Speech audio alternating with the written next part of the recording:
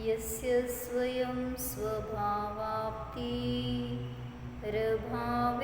कृत्स्नकर्मणः तस्मै संज्ञानरूपाय नमोस्तु परमात्मने। पूज्यपादाचार्य भगवान की जय। विराधकः कथं हन्त्रे जनाय परिकुप्यति त्र्यङ्गूलं पातयन् पद्भ्यां स्वयं दण्डेन पात्यते। रागद्वेषद्वयि दीर्घं नेत्राकर्षणकर्मणा अज्ञानात् सुचिरं जीवः संसाराब्धौ भ्रमत्यसौ। विपद्भवपदावर्ते पदिके वातिवाह्यते यावत्तावद्भवन्त्यन्यः प्रचुरा विपदः पुरः। दुरर्जेनासुरक्षेण नश्वरेण धनादिना स्वस्थं मन्यो जनः कोऽपि ज्वरवाणीव सर्पिषाम्।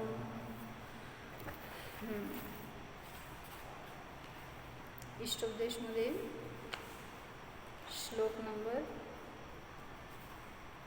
13 चालू होतं. कशासाठी सांगितला हा श्लोक?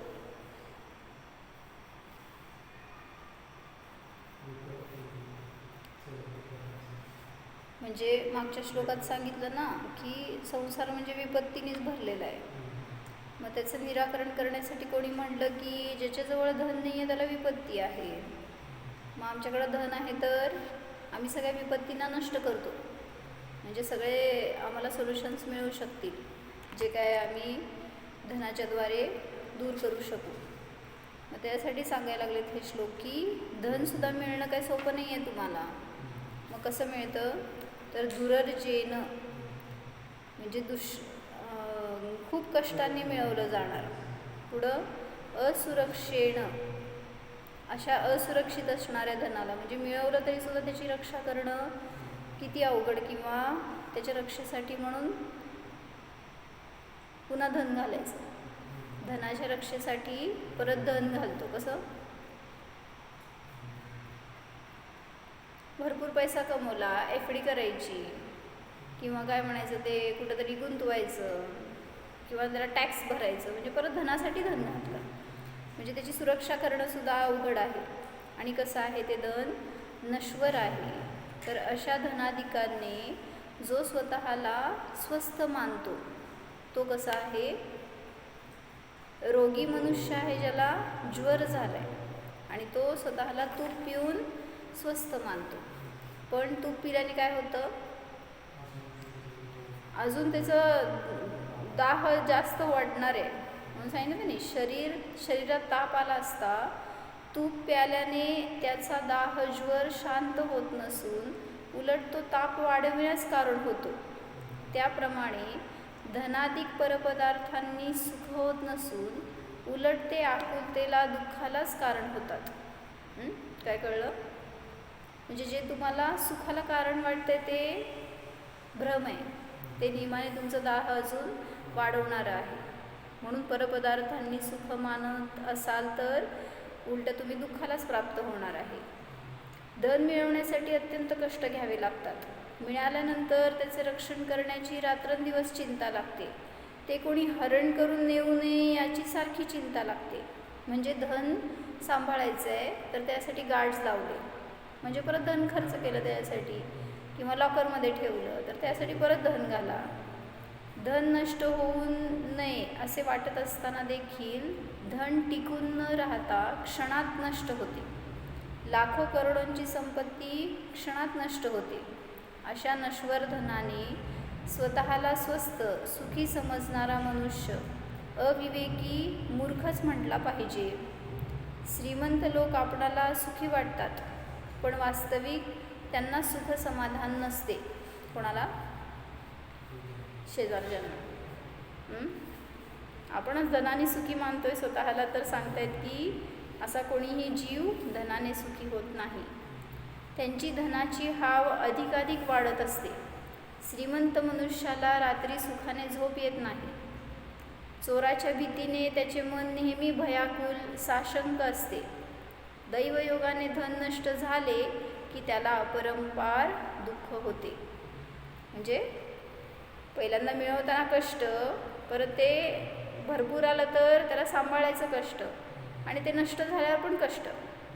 म्हणून त्यांनी श्लोक दिला तिथं, अर्थस्योपार्जने दुःखम मर्जितस्य च रक्षणे आये दुःखम व्यये दुःखम दीर्घर्थम दुःखभाजनम.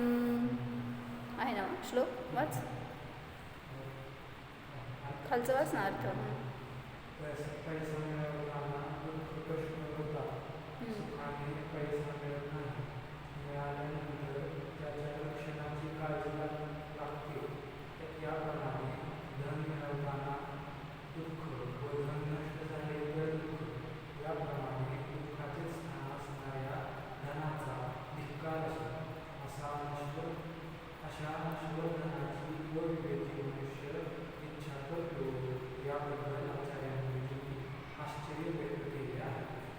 कोणाला आश्चर्य होणार?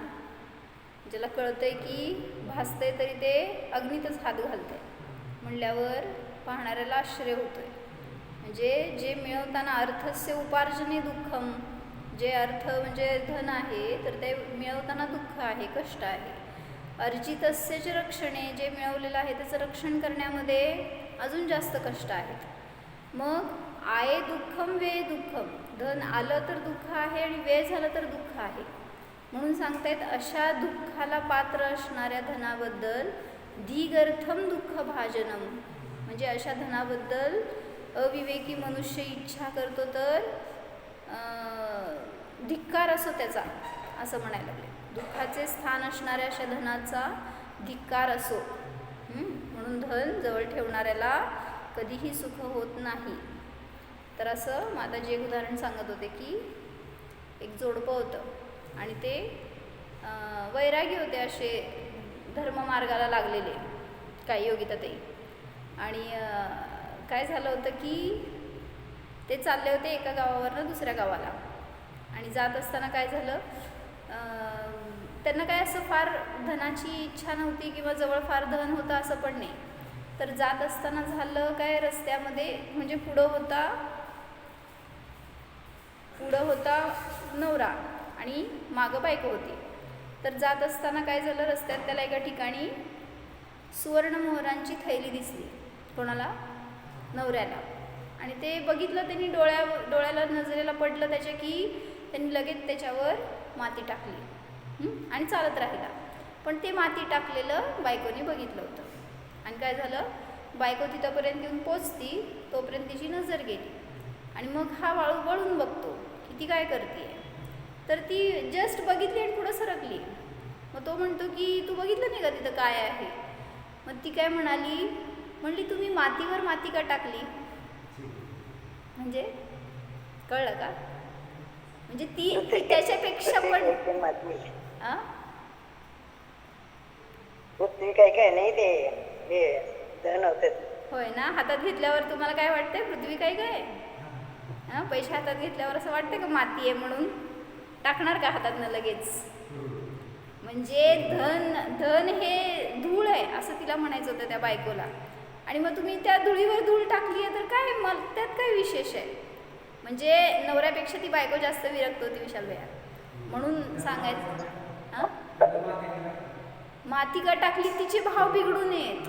बघितल्यावर कदाचित तिला काहीतरी मोह होऊ नये त्याचा, म्हणून त्यांनी त्याच्यावर तिची रक्षा करण्यासाठी झाकलं. पण ती म्हणती की तुमच्या पुढे आहे मी 2 पावलं असं. तर अशा धनाचं काही उपयोग नाही जे तुम्हाला नियमाने दुःख देणारं आहे. कधीही कुठल्याही रूपामध्ये कितीही येऊ देत, कसंही येऊ देत, ते नियमाने दुःख देणारच आहे. तरी तर त्यांनी छान घेतलं आहे कार्तिकी अनुप्रेक्षामध्ये. अनित्य भावनेमध्ये सगळं त्या धनाविषयी घेतलं आहे. थोडंसं आपल्या प्रयोजनापुरतं आपण ग्रहण करू.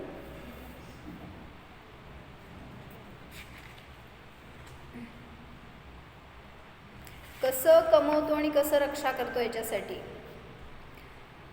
जो मनुष्य लक्ष्मी का केवल संचय करता है, न उसे भोगता है, न जघन्य मध्यम अथवा उत्तम पात्रों में दान देता है, वह अपनी आत्मा को ठगता है और उसका मनुष्य पर्याय में जन्म लेना व्यर्थ है. काय कळलं? म्हणजे तुम्ही काय केलं? फक्त धन संचय करायचं कार्य केलं, न स्वतः भोगला न दान दिला. त्यामुळे धनाची 3च गती आहेत सांगितलं. काय? भोग आणि भोगच. काय भैया? भोग, दान आणि नाश, याच्याशिवाय तिसरी गती नाही आहे. म्हणजे तुम्ही जर दान दिलं नाही, जर भोगलं नाही, तर नियमाने त्याचा नाश होणार आहे. मनुष्य पर्याय केवल धन संचय करने के लिए नहीं है, अतः जो मनुष्य इस पर्याय को पाकर केवल धन एकत्र करने में ही लगा रहता है, न उसे भोगता है, न पात्रदान में ही लगाता है, वह अपने को ही ठगता है, क्योंकि वह धन संचय को ही कल्याणकारी समझता है और समझता है कि यह मेरे साथ रहेगा. काय? पहिलं भ्रम काय? धन म्हणजे मला सुख देणार. दुसरं भ्रम, ते माझ्याबरोबर नित्य राहणार. तिसरं भ्रम, त्याच्यानी मला सुख मिळणार. हां, अजून सांगा तुमचे 4, 5, 6 भ्रम. आणि सगळं भ्रमातच जगतो जीव, जेव्हा त्याच्या अधीन राहतोय किंवा त्याच्या निमित्तात संसारात सुख मानतोय. तर जो मनुष्य इस पर्याय को पाकर केवल धन एकत्र करने में ही लगा रहता है, उसे न भोगता है, न पात्रदान में ही लगाता है, वह अपने को ही ठगता है, क्योंकि वह धन संचय को ही कल्याणकारी समझता है और समझता है कि यह मेरे साथ रहेगा.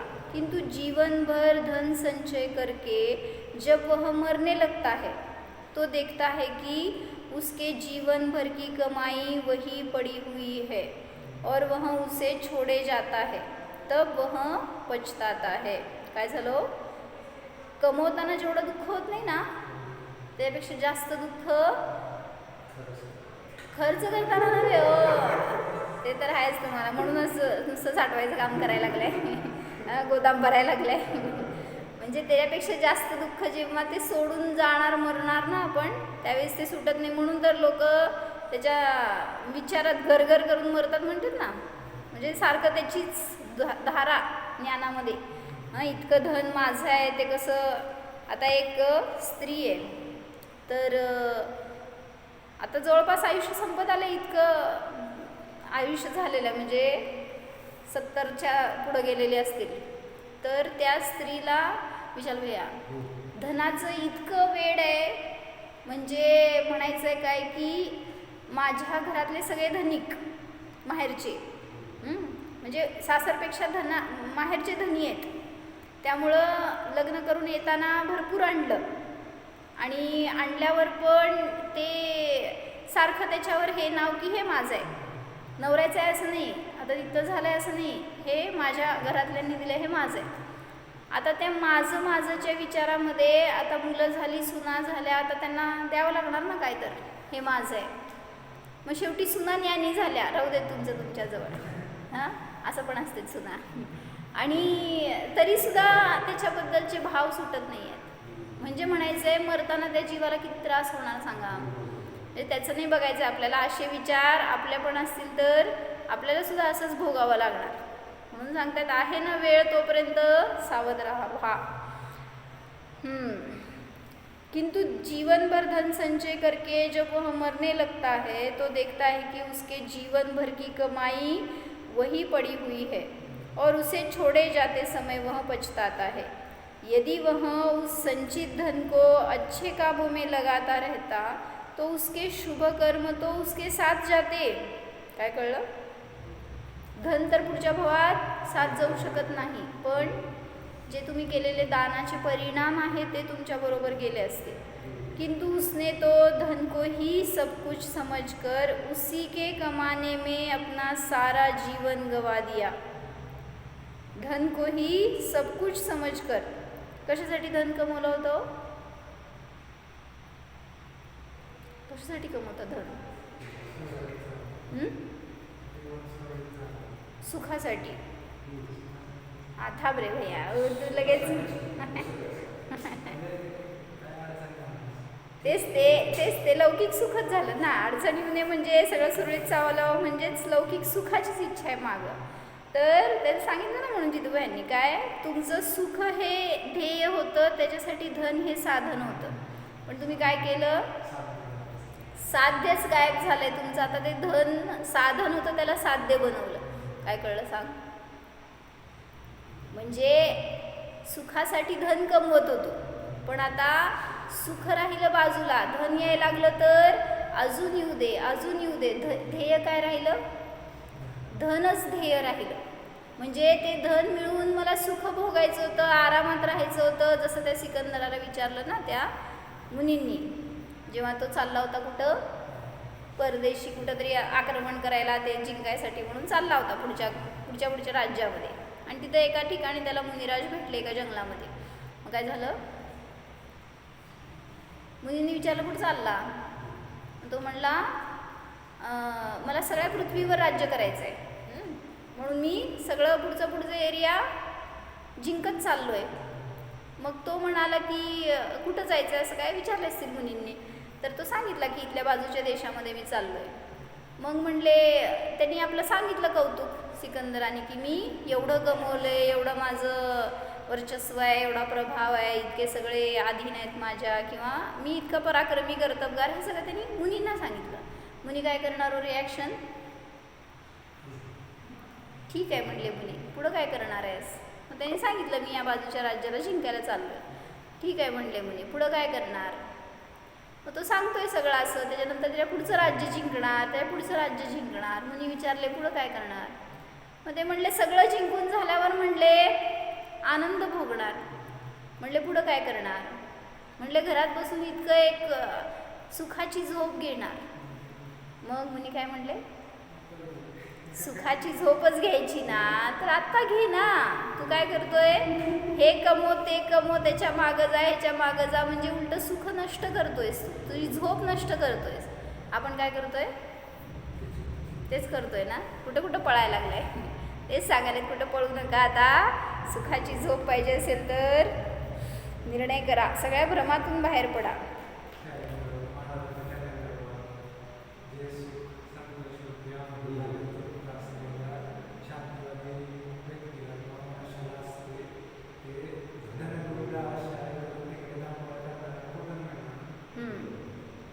छान, काय समजलं सांग.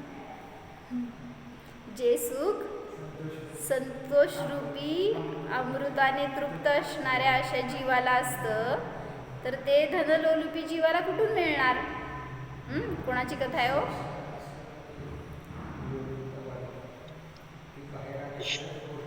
काय काय ज्ञान झाल्याशिवाय, म्हणजे ज्ञान, यथार्थ ज्ञान पाहिजे, त्याशिवाय भ्रम नष्ट होणार नाही. नाहीतर मग एक वस्तू सोडणार आणि दुसरी वस्तू ठेवणार आपली सुखाची साधन म्हणून, म्हणजे तो भ्रमच राहणार परत. म्हणून यथार्थ ज्ञान किती आवश्यक आहे, सुखाची खरी ओळख करून घेणं किती आवश्यक आहे, हे समजतं याच्यावरून. काय ज्ञान झालं म्हणताच येत नाही, ज्याला कळतंय पण वळत नाही म्हणलात तर. मग काय, म्हणजे समजलंय तुम्हाला आज धनाने सुख नाही आहे, तरी पण तुम्ही त्याच्याशी आश्वस्त राहताय, ते मिळालं तर सुख मानताय. सोडलं तरी होत नाही. असं सांगा की मला किती जणांनी संसार सोडला आणि ते सुखी झाले विदाऊट ज्ञान. म्हणजे दोन्हीची जोड पाहिजे असं म्हणा. म्हणजे श्रद्धा, ज्ञान, चारित्र्य सगळं बरोबर असेल तरच तुम्हाला ते सोडू वाटणार, त्याच्यात सुख नाही हे समजणार, आणि ते असो नसो त्याच्या निमित्तात विचलितता नाही होणार. म्हणून सांगतायत की धन, संचित केलेलं धनाला चांगल्या कामामध्ये लावा, त्याच्या निमित्तात मिळालेलं जे पुण्य आहे ते तुमच्या बरोबर जाणार आहे, धन जाणार नाही. मग धन गमवायचं का नाही असं विचार की भैया. काय शिकू का नको, आता जाऊ दे तुम्ही काय म्हणताय, शाळा शिकालोय, शिकू का नको असं. मग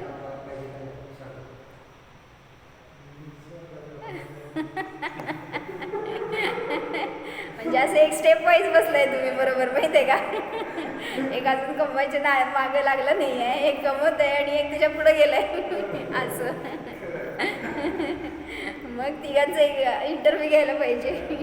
काही शान म्हणजे कमवू का नको आता लवकर अलर्ट हो त्यांच्याकडे बघून दोघांकडे. एक फसलंय, एक फसायला लागलंय आणि अजून एक तयार बसलंय. म्हणजे त्याच्यात नादी लागलो, त्याच्यात आपलं सगळं ज्ञान घालवलं, शक्ती घालवली, जीवन घालवलं ना, काही हातात शेवटी राहत नाही. आणि मेन त्यात अडकणारा जीव काय म्हणायचं, अडकत जातो पुढं पुढं, असं बाहेर पडण्याची विचार येत नाहीत. म्हणजे एक आमच्यावरून आम्ही एक्सपिरियन्स सांगतो, तुमचं लाईफ तुम्हाला माहिती, पण ज्याच्या हातात धन आलं ना त्याचे भाव असे वाढत जातात की अजून पाहिजे. म्हणजे तेच त्याच्यात किती सुख, एक ते माझं धन असे भाव राहतात ना त्याच्या निमित्तात, त्यामुळं सतत तेच तेच भोगायला पाहिजे असावं.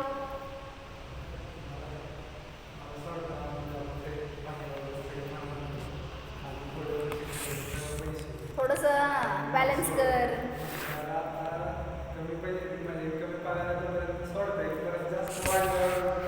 एकदम बरोबर पॉइंट. काय म्हटला, कोण लिहिलं हे, पुण्य का प्रभाव ही धन संचय का निमित्त होता होगा. असू दे की पुण्याचं प्रभाव असू देत, पण ते पुण्य तुम्ही नष्ट करताय. त्या पुण्याला काय केलं, काय म्हणायचं, पापानुबंधी पुण्य झालं ते. म्हणजे आत्ता पुण्याचा उदय येतोय, तुमच्या हातात धन येतंय, तुम्ही काय करताय, लॉकरमध्ये ठेवताय. आणि त्याला उद्या वापरू परवा वापरू म्हणजे साचवत ठेवताय. मग ते सांगितलं ना, त्या मनुष्याला मिळाले 99 रुपये, तर त्यांनी त्याला 100 करण्यासाठी दुसऱ्या दिवशी एक जेवण सोडलं. परत म्हटलं 100 झाले तर अजून थोडे घातले तर अजून वाढतील, अजून राहतील आपल्याजवळ. दुसऱ्या दिवशी दोन्ही जेवण सोडले. परत पुढचे असे अनेक दिवसपर्यंत तो उपास करत राहिला. का, धन भरपूर असेल आपल्याकडं. काय करायचं होत्या धनाचं मग, म्हणजे विवेक राहत नाही जीवाला त्याच्या निमित्तात. किती कमवावं आणि किती साठवावं असे भाव राहतात, किती भोगावं परत. किंतु उसने तो धन को ही सब कुछ समझकर उसी के कमाने में अपना सारा जीवन गवा दिया, अतः उसका मनुष्य जन्म व्यर्थ ही गया. जो मनुष्य लक्ष्मी का संचय करके पृथ्वी के गहरे तल में उसे गाड़ देता है. काय छान सांगितले बरं काय, एक त्यांनी श्लोक घेतलेले. काय म्हणले, धन कमवलं तुम्ही आणि कुठं ठेवलं, पृथ्वी में गाड़ देता है, म्हणजे कुठेतरी खड्डा केला आणि त्याला पुरून ठेवलं. वह मनुष्य उस लक्ष्मी को पत्थर के समान कर देता है. म्हणजे काय, पृथ्वीच्या आत काय असते, माती. मग त्यांनी ते तिथं पुरून ठेवलं, लपून जपून ठेवलं, पण ते त्याला वापरलंच नाही. काय झालं, ते पत्थर के समान हो जाता है. ये बता रहे.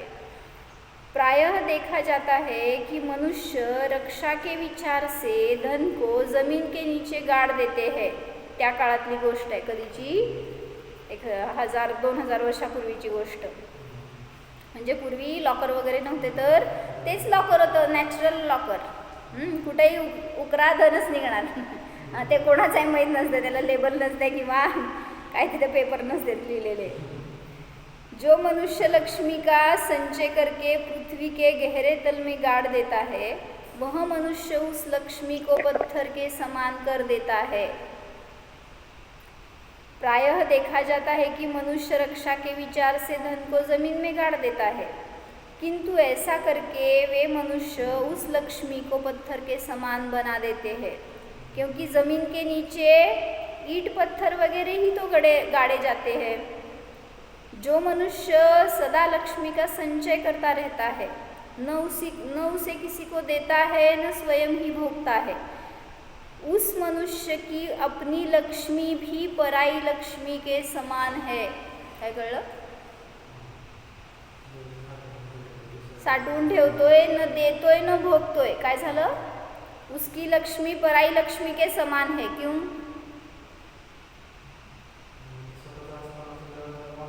वापरत नाही, असंच मरून जाणार. ते धन कोणाकडे गेलं, म्हणजे दुसऱ्याची लक्ष्मी मी आयुष्यभर सांभाळली, हे सांगायचं आहे. कोणासाठी कमवायला भैया, पोरांसाठी. म्हणजे तुम्ही काय झाला हो, वॉचमन. जैसे पराये धन को हम न किसी दूसरे को दे ही सकते हैं न स्वयं भोग ही सकते हैं, वैसे ही जो अपने धन को भी न किसी को देता है न अपने लिए ही खर्च करता है, उसका अपना धन भी, म्हणजे दुसऱ्याच्या शेजारच्या घरातलं धन ना आपण त्याला वापरतो ना कोणाला देतोय, तसंच झालं तुमच्या घरातलं पण धन. तुम्ही ना ते स्वतःला वापरताय ना फक्त ते काय ठेवलंय तुम्ही माहिती ज्ञानामध्ये, की माझ्याजवळ एवढं धन आहे बास. ते ज्ञानालाच पुढं घेऊन जाणार आहे, धन तर घेऊन जाणार नाही. म्हणून दुसऱ्यासाठीच कमवलं हाच अर्थ होणार, आपण मरून जाणार. आणि उसका अपना धन भी पराई धन के समान ही जानना चाहिए, वह तो केवल रखवाला है. म्हणजे इंग्लिशमध्ये एक शास्त्र आहे, वॉचमन आहे हे सांगायचं आहे. म्हणजे तुम्ही फक्त त्याला सांभाळायचं काम केलं आहे आयुष्यभर, त्याचा तुम्हाला काहीही फायदा नाही. जसं एका मनुष्याला म्हणलं की तुला धन पाहिजे ना, तर त्या ह्याचीच गोष्ट होती ना, कोणाची, म्हणजे ते चांगल्या उद्देशाने सांगितलं होतं तेनालीरामनमध्ये, की तो गरीब मनुष्य असतो आणि तो तेनालीरामनकडे येतो आणि म्हणतो की मला धनाची खूप आवश्यकता आहे, तुम्ही काय सांगाल ते मी काम करायला तयार आहे. काय ह्याच्यात येतो बहुतेक राजवाड्यामध्ये, आणि मग राजाला म्हणतो असं मला धन पाहिजे. तर त्यावेळेस काय चाललेलं असतं की एक चॅलेंज दिलेलं असतं राजाने सगळ्यांना, की त्या सरोवरामध्ये, म्हणजे थंडीचे दिवस असतात डिसेंबर महिन्यात वगैरे, आणि सरोवरामध्ये जो रात्रभर उभारेल त्याला एवढं धन देणार असं राजाने डिक्लेअर केलेलं असतं. मग त्या तेनालीरामांनी सांगितलं त्या वृद्ध मनुष्याला, गरीबाला, की म्हणले तू हे करू शकला तर तुला धन मिळेल, म्हणजे काय कष्ट करायची पण गरज नाही, फक्त सहन करावं लागेल, थंडी असताना सुद्धा त्या थंड पाण्यामध्ये तुला रात्र काढावी लागेल. तो म्हणला काही असू देत मी करायला तयार आहे, कारण खायला घरात पोटाला काहीच अन्न नाही आहे. आणि तो जाऊन खरोखर रात्रभर उभारला, तर तिथं गार्ड्स ठेवले होते त्याला, की तो चीट करत नाही आहे ना, काहीतरी पळून गेला आणि म्हणाल की रात्रभर मी उभारलो, तर बघायला रक्षक म्हणून दोघंजण तिथं बाहेर त्याच्यासमोर रात्रभर ठेवले होते. आणि तो अक्षरशः कडकडत होता आणि अंगावर वस्त्र नाही, ते एकदम काहीतरी फाटके वस्त्र घातलेलं, अशा अवस्थेमध्ये तो जाऊन उभारला त्याच्यामध्ये, थंडीचे दिवस. आणि बस त्याला दिसत काय होतं, एक मंदिर दिसत होतं, आणि त्या मंदिराची आपलं भक्तीने तो विचार करत तिथं थांबला रात्रभर. तर सकाळ झाल्यावर अक्षरशः ते गोठून गेल्यासारखा झाला होता, सगळे राजासकट सगळे आले आणि त्यांनी त्याला त्यातनं बाहेर काढलं. आणि तेनालीला आनंद झाला, की म्हणला तू जिंकलास, म्हणला तुला एवढं सगळं इनाम मिळतंय. मग तिथं असतो दुसरा मंत्री, त्यांनी विचारलं तू कसं काय इथं उभारू शकला सांग, एकतर अंगावर कपडे नाही आहेत, मरणाची थंडी, आणि पाण्यात उभारलायस रात्रभर, कसं काय उभारू शकला तू. तो म्हणला मी बस भगवंतांची भक्ती माझ्या ज्ञानामध्ये घेतली, आणि त्या देवळाच्या समोर तो तेवत राहिलेला दिवा होता ना माझे, मी त्याच्यावरच दृष्टी केंद्रित ठेवली, म्हणजे ज्ञानाने काय ते गरमी मिळवावी अशी.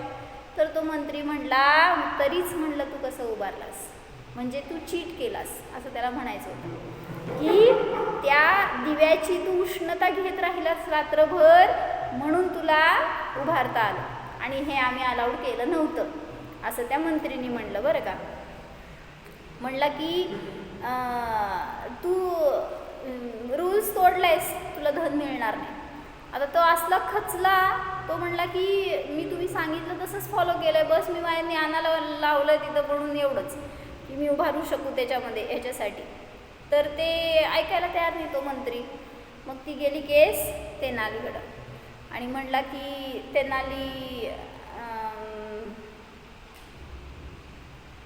त्यातून त्याला पैसे मिळवून द्यायचे होते बरं का. तर त्याला सांगितलं राजाने की म्हणले ह्या केसचं निवाडा लाव आणि उत्तर दे. तर तो ठीक आहे म्हणला, मला 2 दिवसाची मुदत द्या. आणि तो गेला घरी, हा पण घरी गेला. आणि 2 दिवसांनंतर त्याला बोलवलं होतं राजदरबारामध्ये, तर तो आला नाही. आणि टाईम झालं होतं यायचं त्याचं, तर वाट बघत बसला होता राजा, पण आलाच नाही. तास गेला, 2 तास गेला, तरी पण आला नाही. म्हटल्यावर राजा चिडला आणि बोलवायला पाठवलं आहे का नोकराला, म्हणले का आला नाही बघून ये. आणि तो बोलवायला गेला, तर हा म्हणतो की मी खिचडी करायला ठेवली आहे, ती खिचडी झाली की शिजल्यावर खाऊन मी येतोच. मग बरं म्हणला आणि तो गेला, सेवक जाऊन सांगितलं जसंच्या तसं. मग अर्धा तास गेला, 1 तास गेला तरी आला नाही. परत पाठवलं तर परत तो काय म्हणतोय, खिचडी अजून शिजली नाही आहे, शिजल्यावर मी येतो. मग आपलं आता काय कळे ना त्यांना. परत अजून तास गेला. मग आता राजा चिडला आणि म्हणला की मी बघतो काय काय चाललंय. आणि गेला तो त्याच्या घरी, तर दिसलं त्याला की खाली आग लावली होती आणि अशा उंच काटक्या लावून वरती हंडी ठेवली होती. त्या हंडीमध्ये काय होतं, खिचडी पकत होती. तर त्याला किती तास झाले पण शिजलीच नव्हती ती.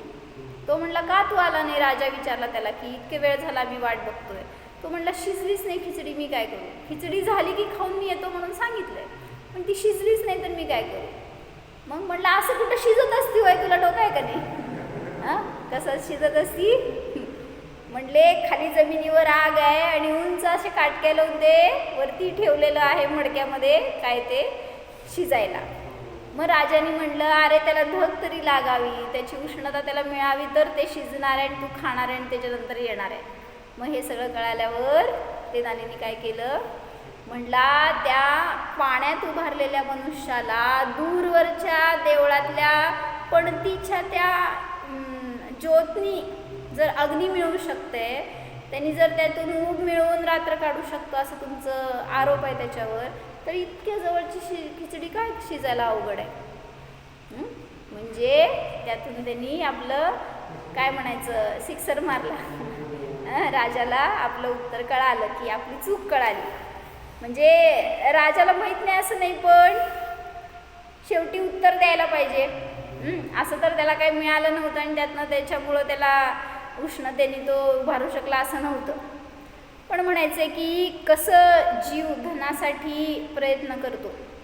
धनार्जने अर्जितस काय अर्थोपार्जन काय होतं श्लोक काय होते, अर्थस्य उपार्जने दुःखम. म्हणजे अर्थाला मिळवण्यासाठी किती कष्ट करावे लागतात, तेवढं कष्ट त्या मनुष्यानी झेलले. आणि मग मिळाले की नाही त्याला पैसे. वृद्धाला रे त्या मग राजाला समजलं आणि राजाने स्वतः त्याला बोलवून घेतलं आणि पैसे दिले. मग हे कमवतानाचं सांगितलं. पुढं म्हणून सांगतायत की तुम्ही कमवताय आणि नुसतं ठेवताय तर फक्त तुम्ही रखवाले आहात. जो मनुष्य लक्ष्मी में आसक्त होकर कष्ट से अपना जीवन बिताता है वह मूढ़ राजा और अपने कुटुंबियों का काम साधता है. काय कळलं, परत एकदा. मनुष्य धन कमाने के लिए बड़े बड़े कष्ट उठाता है. नाव लिहून घ्या तिथं मनुष्याच्या ठिकाणी आपलं आपलं.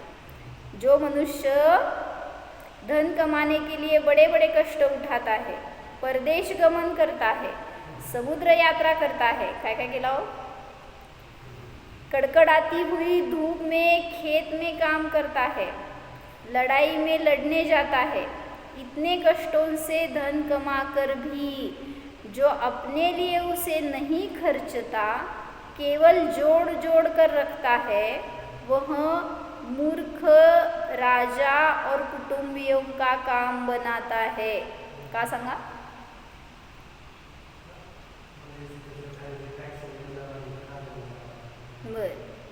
वह मूर्ख राजा और कुटुंबियों का काम बनाता है. हां, ते गेल्यावर कुटुंबियांना मिळणार मागं. मग कमवलं कोणासाठी, कुटुंबियांसाठी. आयुष्यभर झगडला. काय म्हणते कळलं का ईशान, तू रात्रंदिवस दुकानात बसणार आहे उद्या आणि कमवून आणणार आहे. काय होणार सांग, तू लग्न करणार, घरात बायको असणार आणि ते सगळं धन तू काय करणार, तुझ्यासाठीच आहे असं ना. मग ती बायको सगळं धन उडवणार. सांग दुसऱ्या दिवशी जर 0 झालं तुझं बॅलन्स, काय होणार. बायको सोडणार का धन सोडणार. म्हणजे असं ते धन तू दुसऱ्यासाठीच कमवतोय असा अर्थ झाला. हे सांगायचं आहे. म्हणजे सांगण्यामध्ये त्यांची टॅक्ट आहे वेगळी. त्यांनी सांगितलं धन कमवलं पण स्वतःसाठी खर्च नाही केलं, नुसतं जोडत राहिलो तर ते एकतर मूर्ख राजा किंवा कुटुंबींसाठी कमवलं. कसं मूर्खसाठी, कसं क्योंकि मरने के बाद उसके जोड़े हुए धन को या तो कुटुंबी बांट लेते हैं या लावारिस होने पर राजा ले जाता है. म्हणजे तो मूर्ख आहे आणि तो राजा आणि कुटुंबींसाठी धन गोळा करतो. राजा कसं नेणार सांग? त्याच्या मागं कोण वारीस नसेल तर काय होणार? जे कोणाचं नसतं ते राजाचं असतं. जसं ते भिकाऱ्याचं झालं साऊथ इंडियामध्ये एका कुठल्या तरी गावात. त्यांनी आयुष्यभर धन कमवलं. किती कॉईन कमवत होता फक्त. पण किती कॉईन होते माहिती त्याच्याजवळ? तुमच्याजवळ नसतील तेवढे होते. म्हणजे करोडपती होता तो, पण रोडवर बसायचा.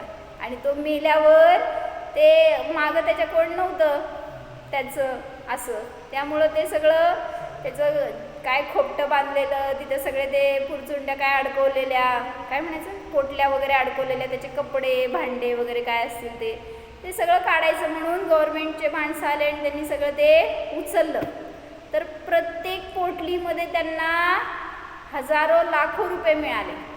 परत तो जिथं राहत होता तिथं त्यांनी गाडून ठेवलेलं, ते उकरून काढलं. तर असं करून सगळे अक्षरशः ते लोक आले होते ना जे गव्हर्नमेंटचे, सगळे रस्त्यावर बसून ते खाली टाकून मोजत बसले होते. आणि ते निघाले किती म्हणले? असे करोडो रुपये निघाले. काय केलं होतं त्यांनी? कोणासाठी? आयुष्यभर रस्त्यावर बसून धन कमवलं. कोणासाठी? किती व्यर्थ गेलं आयुष्य असं मला म्हणायचं आहे. म्हणजे तेच तिथं बसून देवादेवा केला असता, त्या धनाचा नाही विचार केला असता तर कल्याण झालं असतं. कोण? तो मी नव्हेच. तर असा जीव राजा आणि कुटुंबींसाठीच धन गोळा करतो.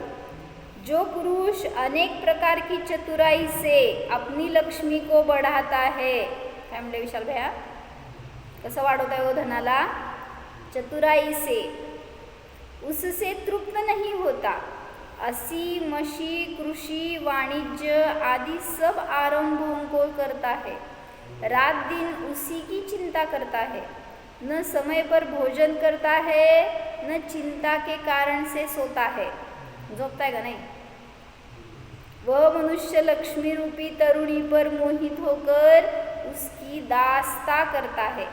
म्हणजे त्याचा दास बनून जातो त्या लक्ष्मीचा. जिस मनुष्य को कोई तरुण स्त्री मोह लेती है वह मनुष्य उसके इशारे पर नाचने लगता है. उसके लिए वह सब कुछ करने को तैयार रहता है. काय? सकाळी 9ला पूजन आहे, प्रवचन आहे, पण गिराईक तिथं सांगितलंय 9ला येणार आहे. कोणाचं ऐकायचं? पोराला पाठवायचं, आपण इथं ऐकायचं. म्हणजे काय केलं? कशाचं महत्त्व वाटलं आपल्याला याच्यासाठी सांगतात. उसके लिए सब कुछ करने को तैयार रहता है. रात दिन उसे उसी का ध्यान रहता है. खाते पीते उठते बैठते सोते जागते उसे उसी की चिंता सताती रहती है. कोणाची? बायकोची नव्हे. वह उसका खरीदा हुआ दास बन जाता है. कोण कोणाचा दास आहे? धनाचा तुम्ही का तुमचं धन? तुम्ही धनाचे दास झाले तेच सांगायला लागले. मालिक बने बानिक छे नौकर. इसी प्रकार जो मनुष्य लक्ष्मी के संचय में ही दिन रात लगा रहता है उसके लिए अच्छे बुरे सभी काम करता है. उसकी चिंता के कारण न खाता है न सोता है, वह लक्ष्मी का दास है. कशामध्ये चाललंय हे? दुर्जेना सुरक्षेण असुरक्षा. कमवलेलं धन तो कसं सुरक्षित करायचं ह्याच्यातच आयुष्य चाललंय त्याचं. उसके भाग्य में लक्ष्मी की दास्ता ही करना लिखा है, मालकी नहीं लिखी. जो मनुष्य अपनी बढ़ती हुई लक्ष्मी को सर्वदा धर्म के कामों में देता रहता है उसकी लक्ष्मी सफल है और पंडित जन भी उसकी प्रशंसा करते हैं. कोण? शेजारचे. आता म्हणा की शेजारचे लक्ष्मीचा चांगला वापर करतात म्हणून त्यांच्या ठिकाणी लक्ष्मीची चांगली आय आहे. पूजा प्रतिष्ठा यात्रा और 4 प्रकार का दान आदि शुभ कार्यों में लक्ष्मी का लगाना सफल है. अतः धनवानों को धर्म और समाज के उपयोगी कार्यों में अपनी बढ़ती हुई लक्ष्मी को लगाना चाहिए. कशासाठी ऐकलं सगळं? जे नष्ट होणारी आहे, नियमाने नश्वर आहे, अशा धनाच्या निमित्तात आपण जर सुख मानतोय तर नियमाने ते आपल्यासाठी दुःखदायकच ठरणार. म्हणून जी गोष्ट शाश्वत राहणारी आहे त्याचा आश्रय घ्या तर नियमाने सुखाची प्राप्ती होणारच. हो, सांगा विशाल.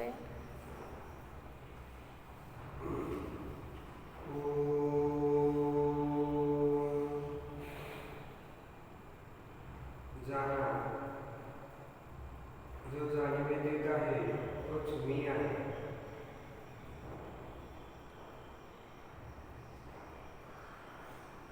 हा निष्परिग्रह स्वरूप आहे.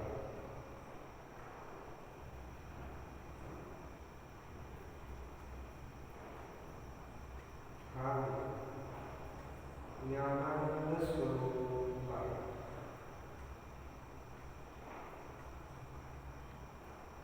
हा मोह करणारा नाही, राग करणारा नाही, द्वेष करणारा नाही, न्याय फक्त जाणणारा आहे. हा वितराग स्वरूपी आहे.